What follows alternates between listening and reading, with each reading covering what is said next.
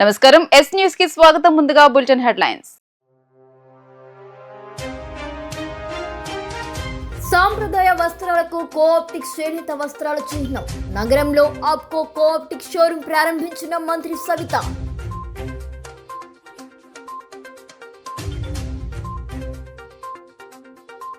ఆలపాటి అనుభవం వ్యక్తిత్వంతో ఉపాధ్యాయ వర్గానికి మంచి జరుగుతుంది ఎన్నికల ప్రచారంలో భాగంగా సత్యనారాయణపురం ఏకేటీపీఎం స్కూల్లో ఉపాధ్యాయుల ఓట్లు అభ్యర్థించిన సెంట్రల్ నియోజకవర్గ శాసనసభ్యులు బోండా ఉమామహేశ్వరరావు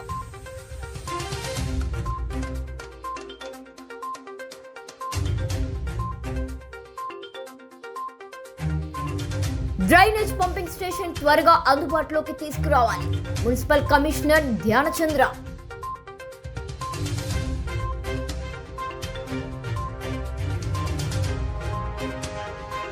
తెలుగు భాషను రాజభాషగా చేసిన చోళ రాజముత్తు రాజు ధనుంజయుని విగ్రహాన్ని శాసనసభ ప్రాంగణంలో ప్రతిష్ఠించాలి అంతర్జాతీయ మాతృభాష దినోత్సవ సభలో భక్తుల డిమాండ్ ఆలపాటి రాజేంద్ర ప్రసాద్ అనుభవం వ్యక్తిత్వంతో ఉపాధ్యాయ వర్గానికి మంచి జరుగుతుందని సెంట్రల్ నియోజకవర్గం శాసనసభ్యులు బోండా ఉమామహేశ్వరరావు తెలియజేశారు. ఎమ్మెల్సీ ఎన్నికల ప్రచారంలో భాగంగా సత్యనారాయణపురం ఏకేటీపీఎం స్కూల్లో ఉపాధ్యాయులను కలిసి ఓట్లను అభ్యర్థించారు. శుక్రవారం ఉదయం సెంట్రల్ నియోజకవర్గం 33వ డివిజన్ సత్యనారాయణపురంలోని ఏకేటీపీఎం స్కూల్లో ఎమ్మెల్సీ ఎన్నికల ప్రచారాన్ని నిర్వహించారు. ఈ ప్రచారంలో తెలుగుదేశం పార్టీ నాయకులు గార్లపాటి, తెలుగుదేశం పార్టీ నాయకులు విజయ్ కుమార్, నాలం వెంకటేశ్వరరావు, చామర్తి రవిబాబు, పొట్లూరి కృష్ణప్రసాద్, ఎస్టీయు నాయకులు మస్తాన్ తదితరులు, వెంకటరాగా స్కూల్ ప్రధానోపాధ్యాయులు శ్రీనివాస్, శాసనసభ్యులు బోండా ఉమామహేశ్వరరావుకు ఉపాధ్యాయులను పరిచయం చేశారు. బోండా ఉమా ఉపాధ్యాయులకు తానే స్వయంగా కరపత్రాలు పంచి ప్రతి ఒక్కరితో స్వయంగా మాట్లాడి ఓట్లను అభ్యర్థించడం జరిగింది. ఈ సందర్భంగా రాష్ట్ర ప్రభుత్వ విప్ సెంట్రల్ నియోజకవర్గ శాసనసభ్యులు బోండా ఉమామహేశ్వరరావు ఉపాధ్యాయులను ఉద్దేశించి మాట్లాడుతూ ఉపాధ్యాయులకు ప్రభుత్వ పరంగా అందించవలసినటువంటి అభివృద్ధి సంక్షేమాన్ని అందించడంలో ఆలపాటి రాజేంద్ర ప్రసాద్ కృషి చేయగలరన్నారు. కూటమి అభ్యర్థి రాజేంద్ర ప్రసాద్ పనితీరు, వ్యక్తిత్వం గురించి ఉపాధ్యాయులకు వివరించారు. ఆలపాటి అన్ని వేళలా ప్రజల కోసం అందుబాటులో ఉండే వ్యక్తి అని, ఆయన గెలుపుతో ఉపాధ్యాయ వర్గానికి మంచి జరుగుతుందని చెప్పారు. కృష్ణా గుంటూరు గ్రాడ్యుయేట్ ఎమ్మెల్సీ అభ్యర్థిగా పోటీ చేస్తున్నటువంటి ఆలపాటి రాజేంద్ర ప్రసాద్కి మద్దతుగా ఇవాళ అన్ని చోట్ల కూడా విస్తృతంగా సెంట్రల్ నియోజకవర్గంలో ఓటర్లని కలుసుకోవటం, ఓటర్ నమోదు కూడా విజయవాడ నగరంలో సెంట్రల్ నియోజకవర్గంలోనే అత్యధికంగా మరి తెలుగుదేశం పార్టీ డివిజన్ నాయకత్వం మరి దాదాపు 17,800 ఓట్ల వరకు విజయవాడ సెంట్రల్ నియోజకవర్గంలో ఎన్రోల్ చేయించుకోవడం జరిగింది. ఇవాళ ప్రతి ఒక్క గ్రాడ్యుయేట్ ఓటర్ని కలిసి వాళ్ళందరికీ విజ్ఞప్తి చేస్తూ ఉన్నాం. ఖచ్చితంగా రేపు జరగబోయే 27వ తారీఖు ఎన్నికల్లో మొదటి ప్రాధాన్యత ఓటుని తెలుగుదేశం పార్టీకి ఓటో నెంబర్ మీద ఇవ్వమని విజ్ఞప్తి చేస్తూ ఉన్నాం. ఇవాళ రాష్ట్రం అనేక రకాలుగా ఇబ్బందుల్లో ఉంది. దెబ్బతిన్న ఈ రాష్ట్రాన్ని గత 9 నెలల్లో చంద్రబాబు నాయకత్వంలో అన్ని రకాలుగా కూడా మరి ముందుకెళ్తూ ఉంది. మళ్ళా గాడి తప్పినటువంటి వ్యవస్థలన్నింటినీ కూడా గాడిలో పడతా ఉన్నాయి. ఇటువంటి సమయంలో ప్రజలందరూ కూడా సహకరించాలి, ముఖ్యంగా గ్రాడ్యుయేట్ ఓటర్లు సహకరించాలి. రాబోయే ఏ ఎన్నికల్లో అయినా సరే మళ్ళా రాష్ట్రం పతనా వ్యవస్థలో పడకుండా సమర్థవంతమైన నాయకత్వానికి ప్రజలు మద్దతు ఇవ్వాలని విజ్ఞప్తి చేస్తూ ఉన్నాం. ఇవాళ ఏకేటీపీ స్కూల్స్లో స్థానిక మరి డివిజన్ పార్టీ అధ్యక్షుడు నాలం కోటేశ్వరరావు కానీ, డివిజన్ ఇన్ఛార్జి గార్లపాటి విజయ్ కుమార్ కానీ, మన సెక్రటరీ రవి కానీ, ఎస్టీయు తాను వారి యూనియన్ ప్రతినిధులు, అధ్యక్షులు వాళ్ళందరి సమక్షంలో ఈ ఏకేటీపీ స్కూల్లో టీచర్స్ని, మాస్టర్స్ని అందరం కూడా కలిసి విజ్ఞప్తి చేసాం. అందరూ సహకరిస్తామని మాట ఇచ్చారు. ఖచ్చితంగా రేపు 27వ తారీఖు ఎన్నికల్లో తెలుగుదేశం పార్టీ అభ్యర్థి ఆలపాటి రాజా అద్భుతమైన మెజార్టీతో గెలవబోతూ ఉన్నారు. మళ్ళా రాబోయే రోజుల్లో కూడా ఏ ఎన్నికలు వచ్చినా తెలుగుదేశం పార్టీ అద్భుతంగా ఈ రాష్ట్రంలో ముందుకెళ్తుందని విజ్ఞప్తి చేస్తూ ఉన్నాం, తెలియజేస్తూ ఉన్నాం. ప్రజలందరినీ కూడా సహకరించమని విజ్ఞప్తి చేస్తాం. ఎన్డీఏ కూటమి బలపరిచిన అభ్యర్థి పార్టీ రాజేంద్ర ప్రసాద్ విజయాన్ని కాంక్షిస్తూ ఎన్నికల ప్రచార కరపత్రాల ఆవిష్కరణ కార్యక్రమం సెంట్రల్ నియోజకవర్గ తెలుగుదేశం పార్టీ కార్యాలయంలో జరిగింది. ఈ కార్యక్రమంలో మాజీ MLC Ashok Babu, Kadapa RTC regional chairman, MLC ఎన్నికల అబ్జర్వర్ పూల నాగరాజు, దేవతోటి నాగరాజు, ఎమ్మెల్సీ ఓట్ల కోఆర్డినేటర్ రామకృష్ణతో కలిసి ఈ కార్యక్రమాన్ని నిర్వహించారు. ఈ సందర్భంగా సెంట్రల్ నియోజకవర్గ శాసనసభ్యులు బోండా ఉమామహేశ్వరరావు మాట్లాడుతూ ప్రగతికే ఓటేద్దామని, ఆంధ్రప్రదేశ్ రాష్ట్ర అభివృద్ధికి సహకరిద్దామంటూ ఎమ్మెల్సీ అభ్యర్థి ఆలపాటి రాజేంద్ర ప్రసాద్ను భారీ మెజార్టీతో గెలిపించవలసిన ఆవశ్యకతను వివరించారు. ఈ నెల 27వ తేదీన జరిగే ఎమ్మెల్సీ ఎన్నికల్లో ఆళ్లపాటికి ప్రథమ ప్రాధాన్యత ఓటు వేసి గెలిపించాలని కోరారు. ప్రతి పట్టభద్రుల ఓటర్లను కలిసి ఎమ్మెల్సీ ఎన్నికల బ్యాలెట్ పేపర్ నమూనా కరపత్రం అందించి ఓటు వేసే విధానం గురించి అవగాహన కల్పించాలని దిశానిర్దేశం చేశారు. న్యాయవాదిగా, విద్యావేత్తగా, మాజీ మంత్రిగా సుదీర్ఘ రాజకీయ అనుభవం ఉన్న ఆలపాటి రాజేంద్ర ప్రసాద్ ను ఎమ్మెల్సీ ఎన్నికల్లో అత్యధిక మెజారిటీతో గెలిపించుకుని ఆయన్ను గౌరవించుకుందామని తూర్పు నియోజకవర్గ ఎమ్మెల్యే గద్దె రామ్మోహన్ తెలియజేశారు. మున్సిపల్ హైస్కూల్లో, చైత్ర స్కూల్లో ఎమ్మెల్సీ అభ్యర్థి ఆలపాటి రాజేంద్ర ప్రసాద్లు మద్దతుగా ఎన్నికల ప్రచారం జరిగింది. తూర్పు నియోజకవర్గ ఎమ్మెల్యే గద్దె రామ్మోహన్ స్వయంగా ఉపాధ్యాయులతో మాట్లాడారు. ఈ సందర్భంగా ఎమ్మెల్యే గద్దె రామ్మోహన్ మాట్లాడుతూ ఈ నెల 27వ తేదీన జరగనున్న ఉమ్మడి కృష్ణా జిల్లా, గుంటూరు జిల్లాల పట్టభద్రుల నియోజకవర్గానికి కూటమి పార్టీలు బలపరిచిన ఎమ్మెల్సీ అభ్యర్థి ఆలపాటి రాజేంద్ర ప్రసాద్కు మొదటి ప్రాధాన్యత ఓటును వేసి గెలిపించాల్సిందని కోరారు. న్యాయవాది, సుదీర్ఘకాలం ఎమ్మెల్యేగా, మాజీ మంత్రిగా, విద్యావేత్తగానే కాకుండా సుదీర్ఘ రాజకీయ అనుభవం ఉన్న ఆళ్లపాటి రాజేంద్ర ప్రసాద్ను అత్యధిక మెజార్టీతో గెలిపించి ఆయన్ను గౌరవించుకుందామని అన్నారు. వైఎస్ఆర్సీపీ ప్రభుత్వ హయాంలో విద్యా వ్యవస్థను సర్వనాశనం చేశారంటూ ఉపాధ్యాయులందరూ కలిసి 2024 ఎన్నికల్లో వైఎస్ఆర్సీపీకి తగిన బుద్ధి చెప్పారన్నారు.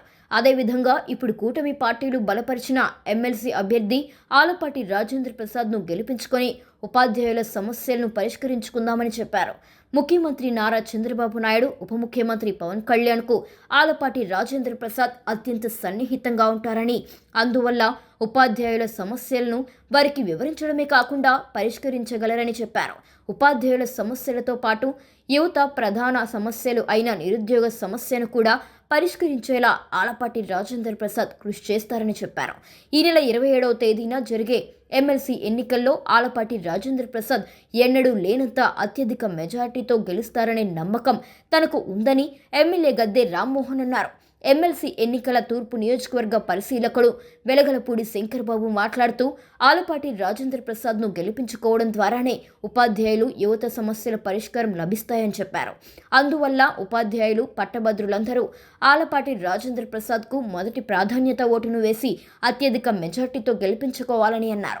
ఈ కార్యక్రమంలో కార్పొరేట్ మొమ్మనేని ప్రసాద్, అడప నాగేంద్ర, నర్రా కిషోర్, ఎడ్లపల్లి నాగరాజు, గరికపాటి బద్రి, డాంగే కుమారి, కర్ణ కోటేశ్వరరావు, అన్నాబత్తిన బాబీ, ఫాతిమా, కర్ణ రమేష్ తదితరులు పాల్గొన్నారు. ఇక్కడ టాప్ మెరిట్లు పిల్లలు రావటం, చాలామంది పేదవారి పిల్లలు, ఒక రిక్షా కార్మికుడు కావచ్చు, లేకపోతే ముఠా కార్మికుడు కావచ్చు, వాళ్ళ పిల్లల్ని ఎంతో చక్కగా తీర్చిదిద్దుతున్న స్కూల్గా మాకు అభిమానపాత్రున్న స్కూల్. ఈ స్కూల్లో ఉన్న టీచర్స్ని ఈరోజు రేపు 27వ తారీఖున జరిగే గ్రాడ్యుయేట్ ఎమ్మెల్సీ ఎలక్షన్లో కూటమి అభ్యర్థి అయిన ఆలపాటి రాజేంద్ర ప్రసాద్ గారిని అత్యధిక మెజార్టీతో గెలిపించమని, తొలి ప్రాధాన్యత ఓటుని వారి పేరు తిన్నగా 1 అనే నెంబర్తో ఆయన్ని గౌరవించమని రిక్వెస్ట్ చేయడం రావడం జరిగింది.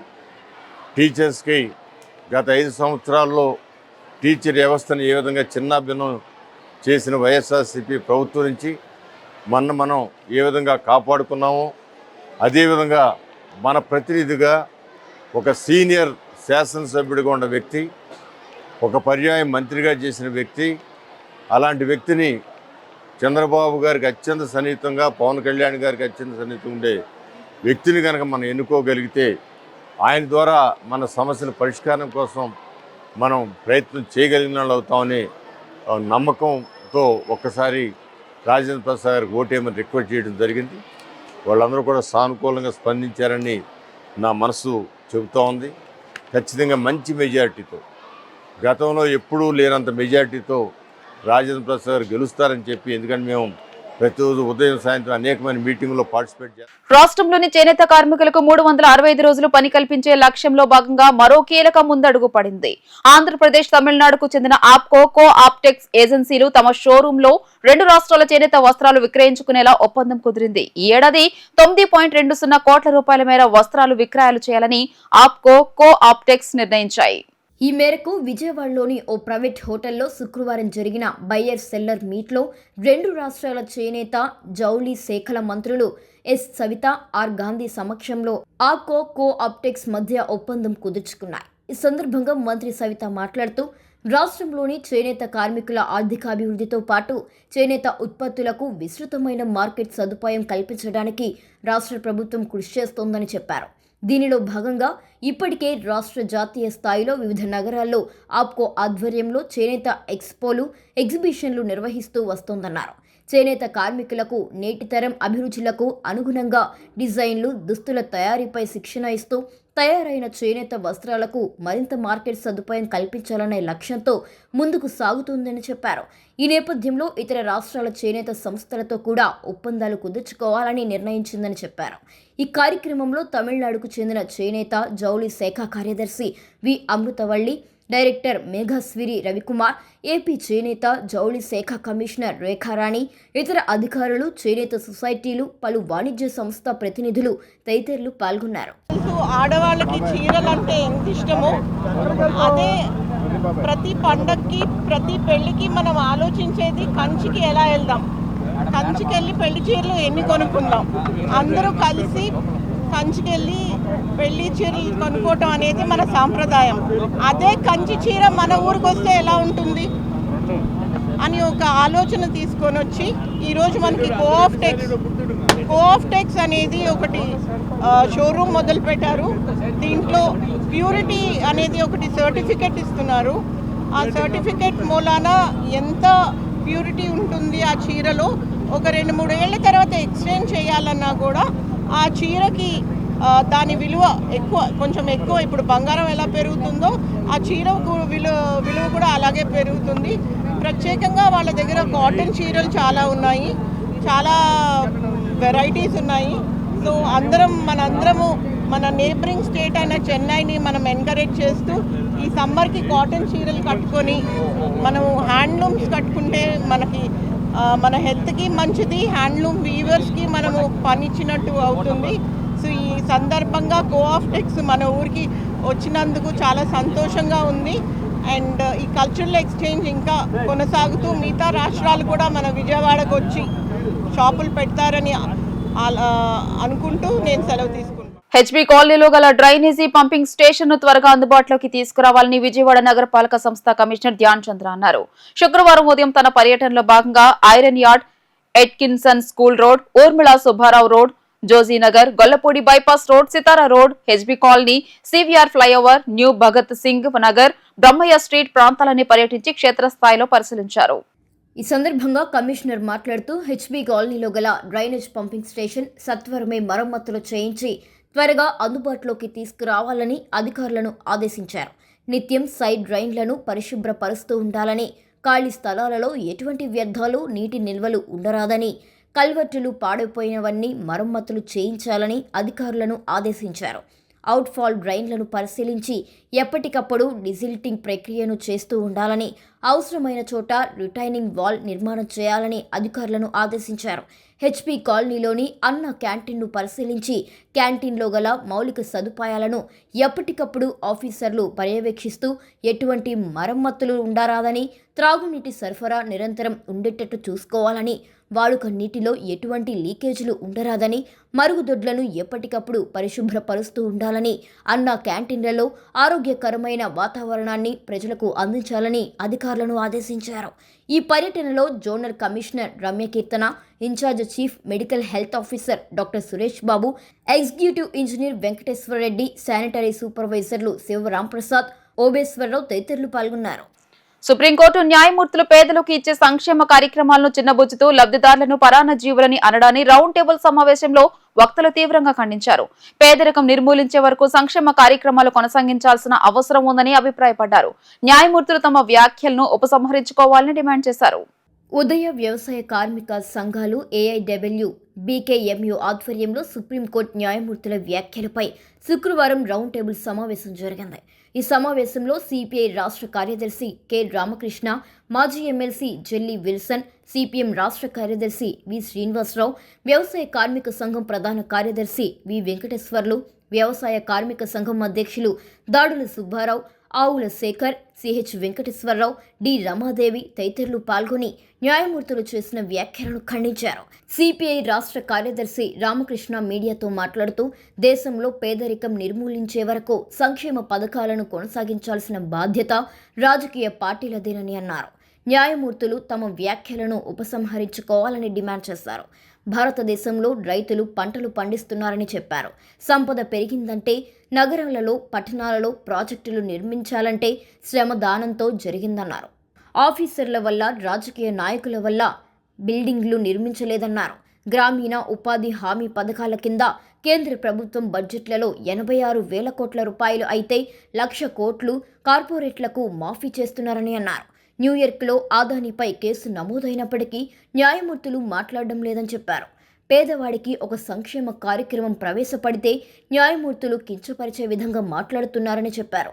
భారతదేశంలో ఉన్న కోట్లాది రూపాయల సంపదను కార్పొరేట్ సంస్థలకు దోచిపెడుతున్నారని, వాళ్ల ఆస్తులను పెంచి పోషిస్తున్నారని చెప్పారు. ఇటీవల సుప్రీంకోర్టు న్యాయమూర్తులు పేదలకు ఇచ్చే సంక్షేమ కార్యక్రమాలు చిన్నబుచ్చుతూ పరాన్న బుక్కులు అనేదైతే మాట్లాడారో దాన్ని తీవ్రంగా తప్పుపడతా ఉన్నాం, ఖండిస్తూ ఉన్నాం.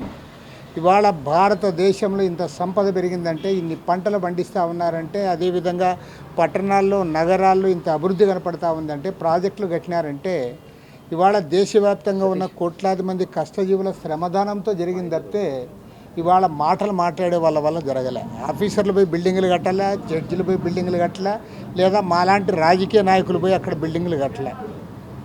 కష్టం చేసేదంతా వాడైతే ఆ కష్టజీవికి ఏదో ఇంతో సంక్షేమ కార్యక్రమాలు అమలు చేస్తే వాళ్ళని పరాన్న బుక్కులని, పప్పు బెల్లాలని, ఉచితాలని పేరుతో వారిని కించపరుస్తున్నారంటే ఇంతకంటే దుర్మార్గమైన విషయం ఇంకొకటి లేదు.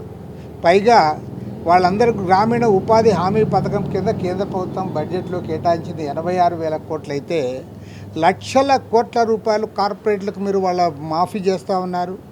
ఒకే ఒక్క అనిల్ అంబానీకి 46,796 కోట్ల రూపాయల రుణాన్ని మాఫీ చేశారు.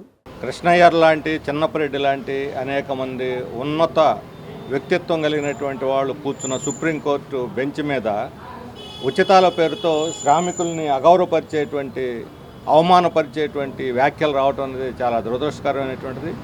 సుప్రీంకోర్టు యొక్క మౌలిక స్వభావంలోనే రాజ్యాంగ మౌలిక సూత్రాల నుంచి వైదొలుగుతున్నదా ఇదేమన్నా అని ఒక అనుమానం వచ్చేదానికి సుప్రీంకోర్టు వ్యాఖ్యలు దారితీస్తూ ఉన్నాయి. ఇవి ఉచిత పథకాలు కాదు, నిజానికి ఉత్పత్తి పథకాలు. ఈరోజు కోట్లాది మంది శ్రామికులు అత్యంత దారుణమైన వేతనాలు ఇస్తుంటే కనీస వేతనాలు కూడా అమలు చేయకపోతే సుప్రీంకోర్టు మాట్లాడటం లేదు. 7,000 నుంచి 12,000 ఈరోజు కనీస వేతనాలు ఉన్నాయంటే ఎలా బతుకుతారు? అందుకని అలాంటి వాళ్ళు పెట్టుబడిదారుల దగ్గర పనిచేయాలి తక్కువ వేతనాల కంటే. వాళ్ళకి బియ్యం ఇవ్వాలి, వాళ్ళకి స్కాలర్షిప్లు ఇవ్వాలి, నగదు బదిలీ పథకాలు ఇవన్నీ వాళ్ళు ఇస్తుంది.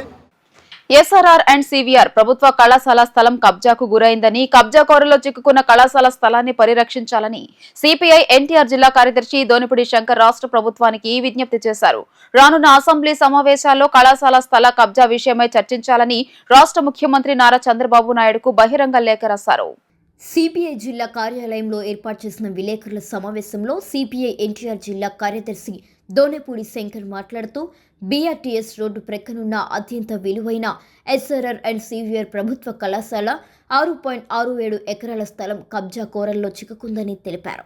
ఈ కళాశాలలో మాజీ ముఖ్యమంత్రి పద్మశ్రీ డాక్టర్ నందమూరి తారక రామారావుతో పాటు కవులు, కళాకారులు, సాహితీ సాంస్కృతిక యోధులు, గవర్నర్లు, మంత్రులు, శాసనసభ్యులు, మేయర్లు, పారిశ్రామికవేత్తలు, సామాజిక ఉద్యమాలకు స్ఫూర్తి వామపక్ష మేధావులు అందించిన ఘనత రాజా రంగయ్య అప్పారావు మరియు చుండూరు వెంకట్రెడ్డి ప్రభుత్వ కళాశాలదే అని తెలిపారు. ప్రభుత్వ కళాశాల స్థలాన్ని కాపాడవలసిన యాజమాన్యం నిమ్మకు నీరెత్తినట్లు వ్యవహరిస్తోందని తెలిపారు. రాజకీయ అధికార యంత్రంగా బ్యూరోక్రాట్స్ పలుకుబడికి లోనై అంటినట్లుగా ఉందని తెలిపారు. ఎస్ఆర్ఆర్ అండ్ సివిఆర్ కళాశాల పూర్వ విద్యార్థుల సంఘం సంవత్సరాలుగా భూమిక పోరాటాల ద్వారా కళాశాలకు చెందిన 250 కోట్లు ఖరీదు చేసే విలువైన స్థలాన్ని పరిరక్షణకై కబ్జాదారులపైన ప్రత్యక్ష పోరాటం, న్యాయ పోరాటం చేస్తుందని తెలిపారు. రాష్ట్ర జిల్లా ప్రభుత్వ ఆస్తులను ఎంతోమందికి విద్యాదానం చేసిన కళాశాల ప్రభుత్వ స్థలాన్ని కాపాడాలని చెప్పి కోరుతూ, పరిరక్షించాలని కోరుతూ రాష్ట్ర ముఖ్యమంత్రి గౌరవనీయులు నారా చంద్రబాబు నాయుడు గారికి, అలాగే రాష్ట్ర విద్యాశాఖ మార్చులు నారా లోకేష్ గారికి బహిరంగంగా సిపిఐగా లేఖ రాస్తారు. ఈ బహిరంగ లేఖలో మేము పొందుపరిచినటువంటి అంశాలని పాత్రికేయ ముఖంగా ప్రజల దృష్టికి తీసుకు మహానటుడు పద్మశ్రీ డాక్టర్ ఎన్టీ రామారావు, మాజీ ముఖ్యమంత్రి వర్యులు, కవులు, కళాకారులు, ఎంతోమంది మేధావులు, సామాజిక ఉద్యమాలకు స్ఫూర్తినిచ్చిన వామపక్ష మేధావులు, మేయర్లు, ఎమ్మెల్యేలు, మంత్రులు అనేక మంది ఎస్ఆర్ కళాశాల నుంచి వచ్చిన వారే. ఈరోజు విజయవాడ నగరంలో, ఎన్టీఆర్ జిల్లాలో, ఉమ్మడి కృష్ణా జిల్లాలో రాజకీయ నాయకులుగా వెలుగొంతున్నటువంటి వారందరూ కూడా ప్రభుత్వ కళాశాల నుంచి ప్రొడక్ట్ అయినటువంటి విద్యార్థి నాయకులు. దోనపూడి శంకర్ గారు జిల్లా కార్యదర్శి, అనుభవజ్ఞుడు, ప్రజా పోరాటాల్లో దిట్ట. వారి యొక్క వామపక్ష భావాలతోటి పార్టీ పరంగా వామపక్ష పార్టీలు అన్నీ కూడా మాకు సహకరించి మేము చేసే ఈ ఉద్యమంలో ప్రధానంగా ఏంటంటే 6.6 ఎకరాల భూమిని 1958వ సంవత్సరంలో ప్రైవేటు యాజమాన్యం నుంచి ప్రభుత్వ యాజమాన్యానికి డీడ్ ద్వారా వాళ్ళు ఆ డాక్యుమెంట్స్ని ప్రభుత్వానికి అప్పచెప్పడం జరిగింది. తదుపరి యాజమాన్యాన్ని అక్కడ కౌలుకి, గడ్డి కౌలు కోసం అని చెప్పి ఏక్సాల్ అనే విధానంలో గడ్డి కౌలు తీసుకొని 1960వ సంవత్సరం వరకు గడ్డి కౌలు కూడా వాళ్ళు చెల్లించారు.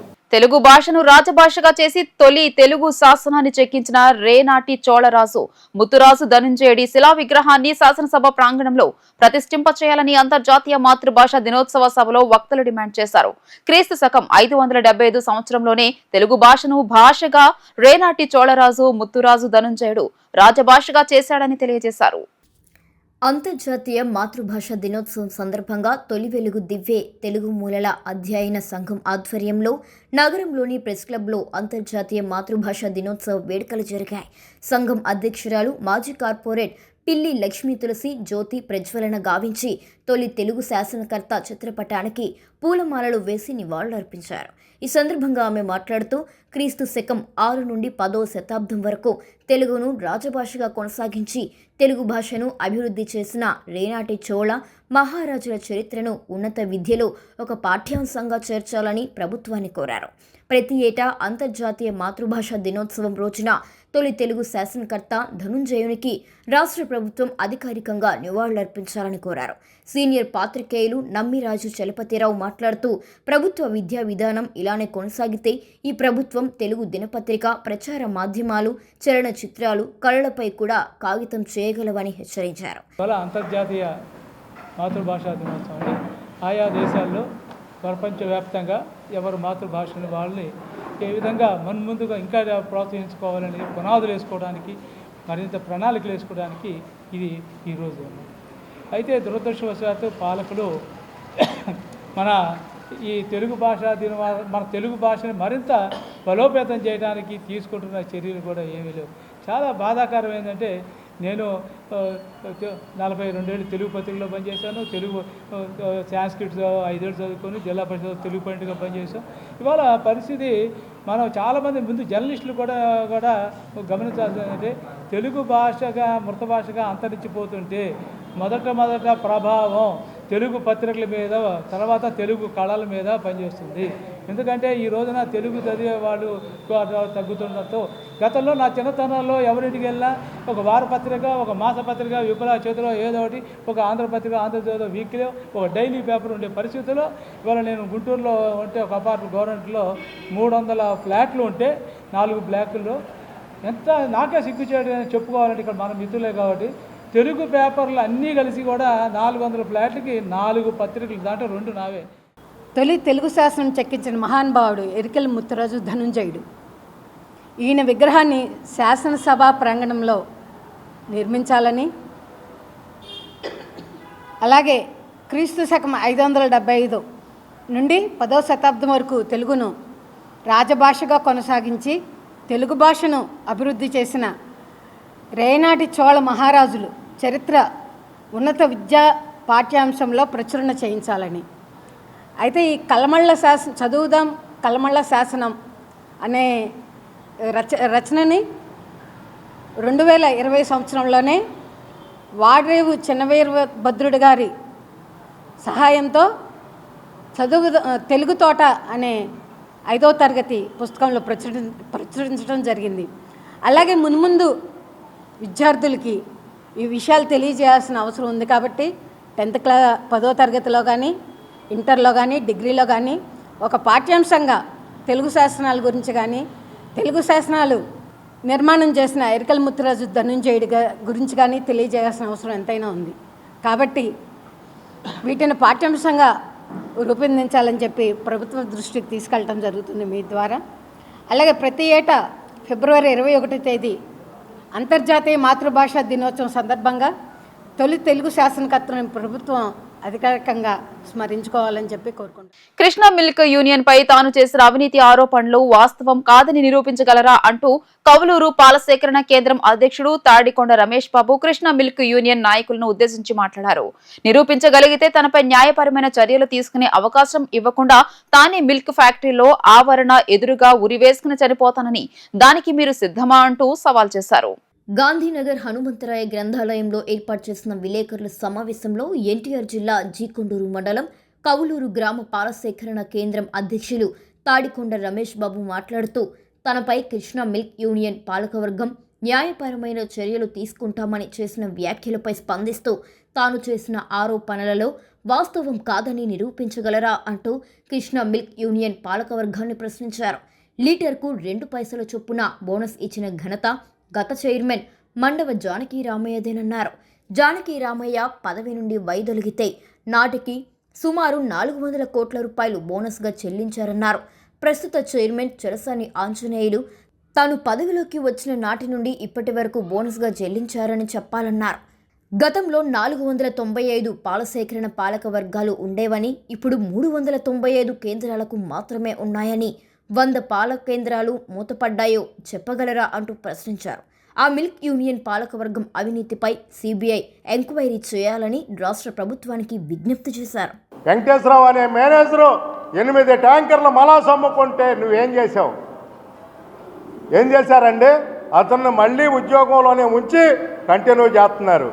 మలాస్ అమ్ముకున్న అతను ఉండటం ఏంటండి? అసలు ఒక ఉద్యోగి అతనికి ఇంక్రిమెంటు, బోనస్, ఇన్ని రకాలుగా జీతము ఎత్తంటే అతన్ని మలాస్ అమ్ముకున్న దాకా మీరు అందరూ 15 మంది డైరెక్టర్లు కానీ చైర్మన్ గారు కానీ ఏం చేస్తున్నారు? ఒక్కరినైనా మీరు బయటకు పంపించి ఎందుకని మీరు ఎందుకు మాట్లాడాల?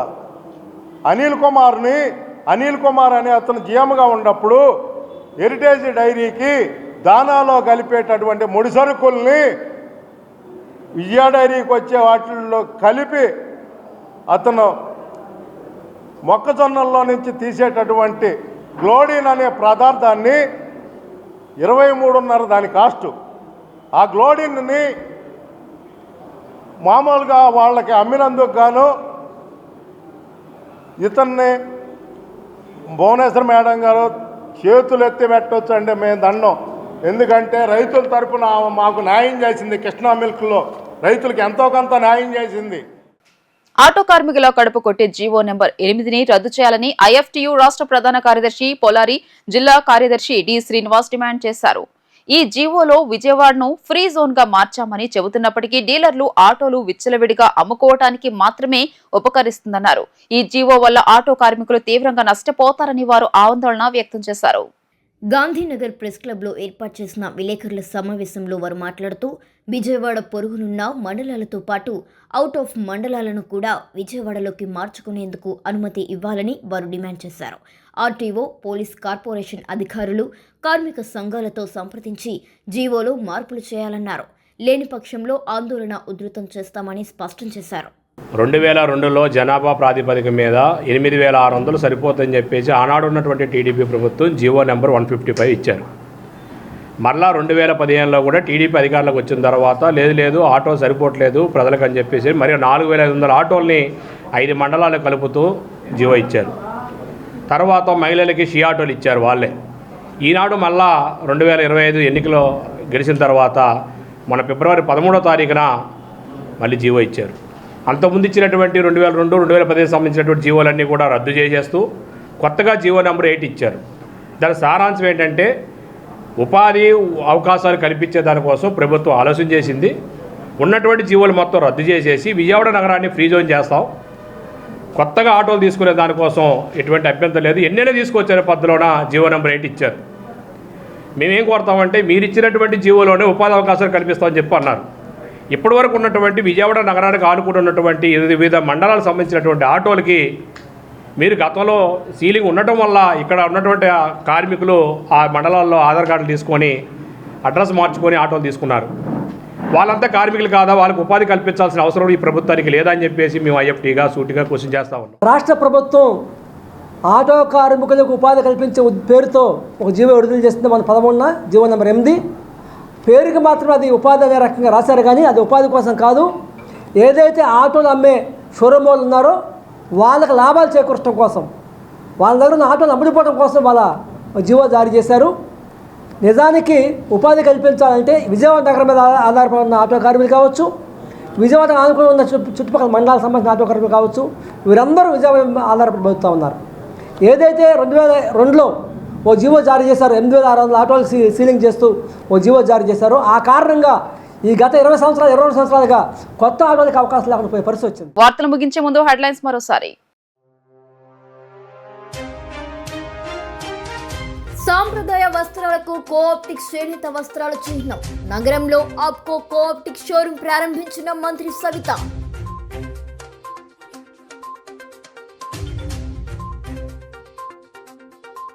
ఆలపాటి అనుభవం, వ్యక్తిత్వంతో ఉపాధ్యాయ వర్గానికి మంచి జరుగుతుంది. ఎన్నికల ప్రచారంలో భాగంగా సత్యనారాయణపురం ఏకేటీపీఎం స్కూల్లో ఉపాధ్యాయుల ఓట్లు అభ్యర్థించిన సెంట్రల్ నియోజకవర్గ శాసనసభ్యులు బోండా ఉమా మహేశ్వరరావు.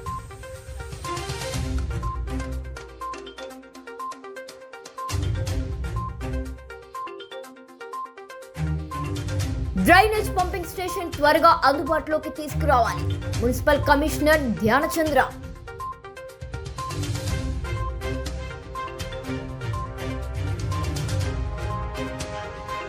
తెలుగు భాషను రాజభాషగా చేసిన చోళ రాజముత్తు రాజు ధనుంజయుని విగ్రహాన్ని శాసనసభ ప్రాంగణంలో ప్రతిష్ఠించాలి. అంతర్జాతీయ మాతృభాష దినోత్సవ సభలో భక్తుల డిమాండ్. ఈ వార్తలు ఇంతటితో సమాప్తం. నమస్కారం.